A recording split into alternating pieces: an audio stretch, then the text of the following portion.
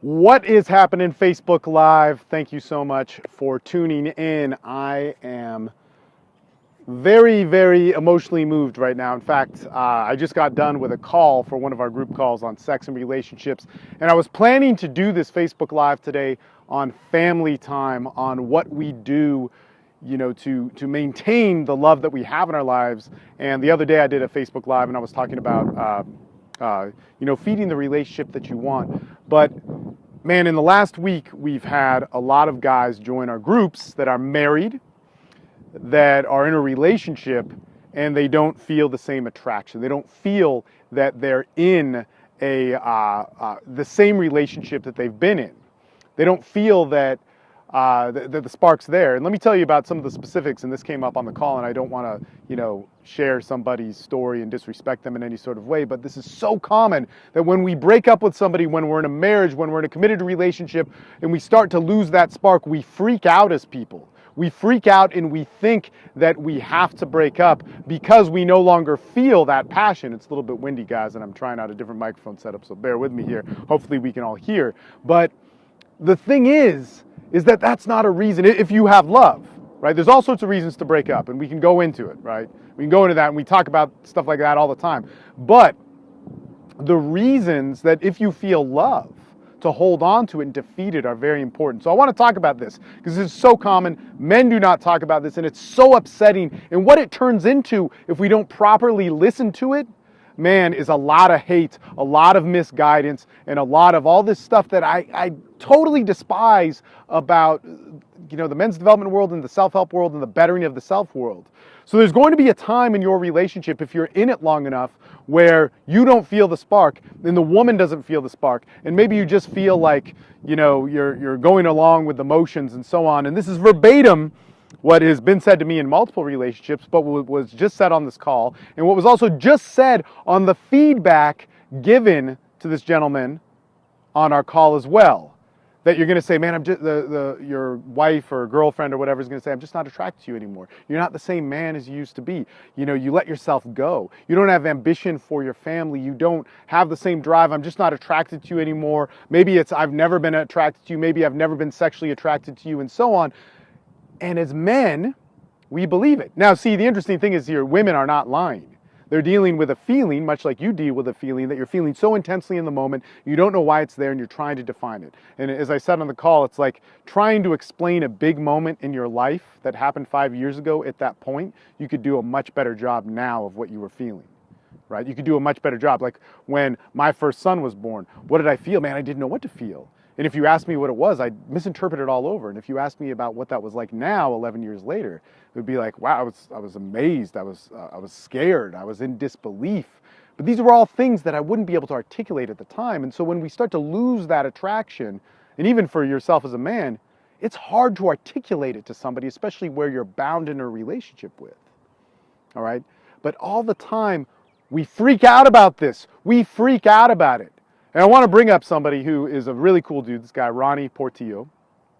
He hit me up maybe 2 years ago. He was listening to my podcast, the TSL podcast.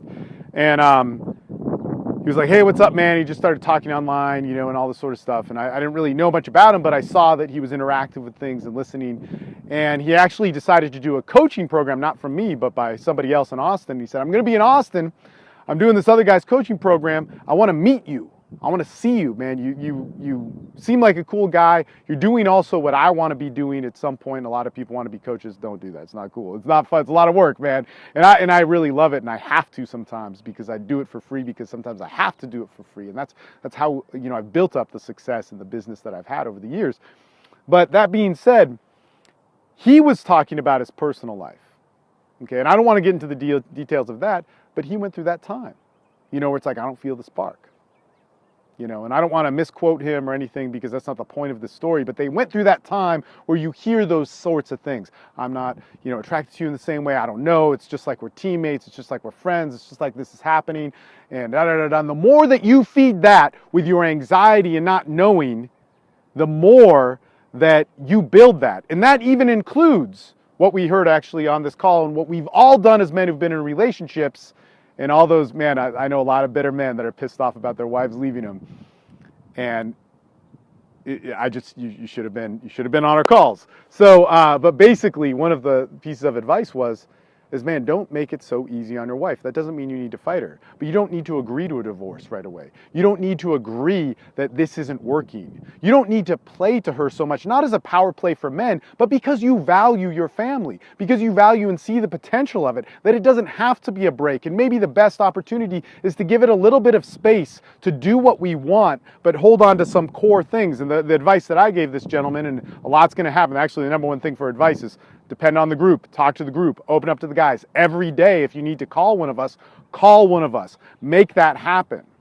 But here's the thing, is that I would say a good game plan is, and I know this could be really hard for it to happen, but a good game plan might be say, hey, look, let's spend some time apart. I'm going to get a hotel room somewhere, I'm going to stay there, or I'm going to stay at a friend's place, and you do your thing, and you do whatever you want. But every day, maybe 7:30, maybe 8 p.m., or maybe twice a week, we spend some family time, because that's important. And I'm going to stay out of your hair. It's not a relationship how it is. We own some property together, we have a business together, and so on. That can all stay separate, but you do your thing. I want you to have your space. Because a lot of the times what happens is when we give that space, we can get to the real choice and decision. And she may want to get divorced. She may have never been sexually attracted to you, or whatever these things that women say. She may have never, thought that you were a winner and she made a bad choice about you. She may be absolutely right that you let yourself go and that's a problem with attraction. She may be right that you don't deliver in bed anymore. All these things, all these excuses that we say for not feeling that spark, or that women say when they're in that, and we have our own as men. But maintain that relationship in some way, shape, or form, and let it be a choice and a true decision rather than this overreaction. And think about it. Think about all the times that you've overreacted in a relationship and what it's turned into. You added fire to something that had some stability.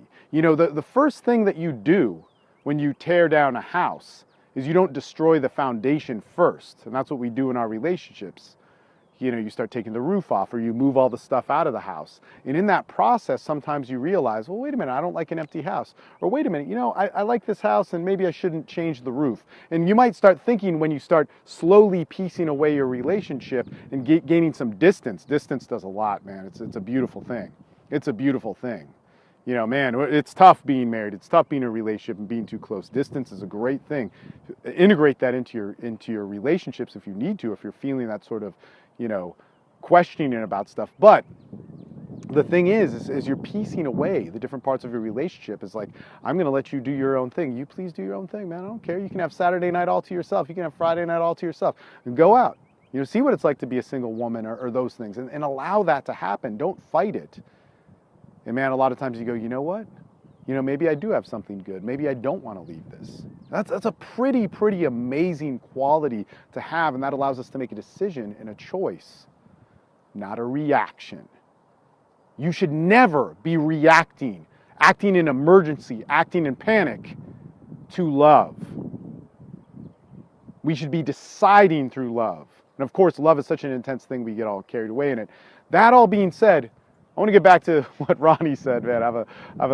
I talk a lot, obviously, but Ronnie was saying, as he said, you know what? One of the best things I do for my family is we both work, we do our thing, we go, we work as a team together, and even when we don't, we're not feeling the attraction, we work in these ways, and we make sure we're together, and it's 7:30 p.m. every night. Everything stops and it's family time. And at the time I heard this from Ronnie, I was going through a transition in my relationship, and we were having some problems, like all people do, And it's that confusing point. You're stuck in the pressure cooker. You don't know what to do. You start reacting and panicking towards love, which turns into usually a war against your own insecurities or whatever it is. And I'm not sure what to do. And I heard Ronnie say that, and I was like, wow, that's fucking amazing. You know what I'm going to start doing? I'm going to start feeding the love. I'm going to start feeding what this relationship is. And I shit you not, man, I want to point this out, because this was like a true game changer in my relationship. Because I work all the time. I work like a maniac. Man, we produce 3 podcasts a day. Man, this Facebook Live, the Daily Awesome, the TSL podcast, and then I'm coaching nonstop. I coached one-on-one today. I'm actually recording this video. I'm going to be late for jiu-jitsu. I'm actually wearing my jiu-jitsu shorts. There you go, Scott Nelson, on the mat for life, motherfucker. But The thing is that I spend a lot of time doing my own stuff. So I wanted to spend 2 days a week spending family time, 2, 3 hours, maybe 4 hours, maybe more, where we'd go and do something. We'd go to the park, we'd go swimming, and it would all be that. And guess what started happening? Guess what started happening?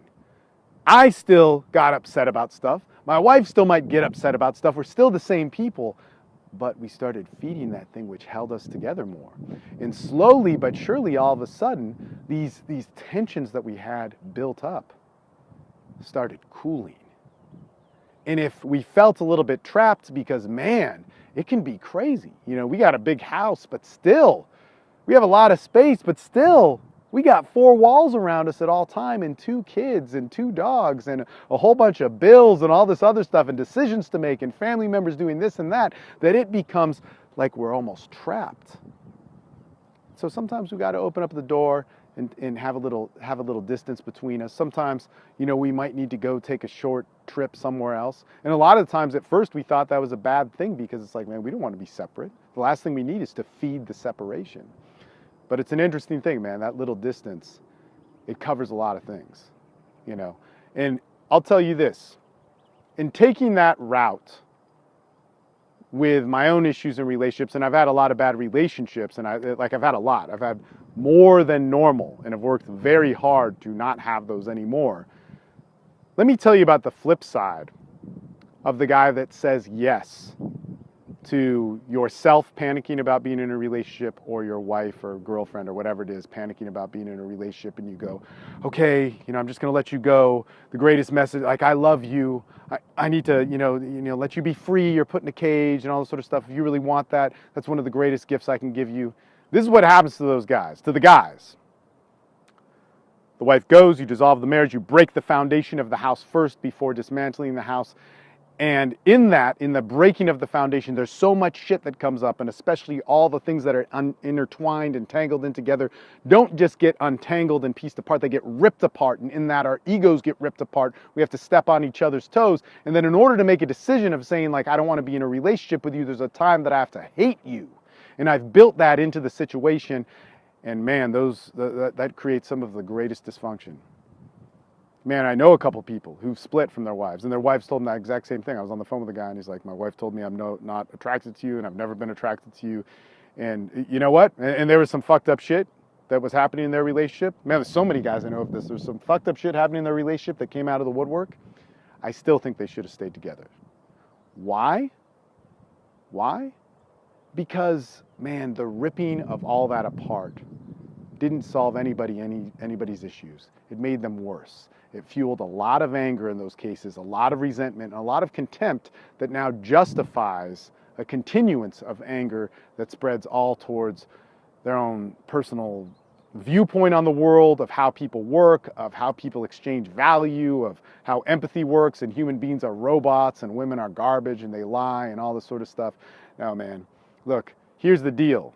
In our lives, when we're living passionately and when we're living in love and all these different things, we're going to have so many people that misinterpret their emotions or feelings, and we are too. And we're going to end up on the short end of the stick. But the best thing that we can do, and the absolute best, is to deliver who we are, live with compassion, look for the love and feed that love. Because guess what? When you end up having the good people in your life, and you learn how to train that, and you end up finding a good wife or a good girlfriend, or you have kids, your role in that world is that no matter when, where, or what somebody comes to you with that is in your circle of love, you better be able to deliver the best you got. It may not be the right thing. It may not be the thing that they absolutely need at the moment. But your role as a human being, not as the image of man or masculinity or any of that fucking bullshit, but your role to the people that you love and care about is to always deliver your best. And when you do that, it doesn't matter if you fail. It doesn't matter if it ends up good or bad. What matters is that you deliver that and you create that foundation that can build a house that can change out the different components and light bulbs and roofs and rooms and remodel and all that sort of stuff so that you can have a great life. And my family is one of the things that I'm most proud about. And there's a lot of things that people may see online that it's like, man, that's great. But what makes that work is our foundation for it. That doesn't mean that you need to be monogamous. It doesn't mean you need to be in a relationship. That doesn't mean you need to be married. But what you got to look at is that your life needs to be as solid as this bedrock that I'm standing on. Otherwise, you're always going to be swimming looking for the nearest branch that's going to save you and bring you onto the shore.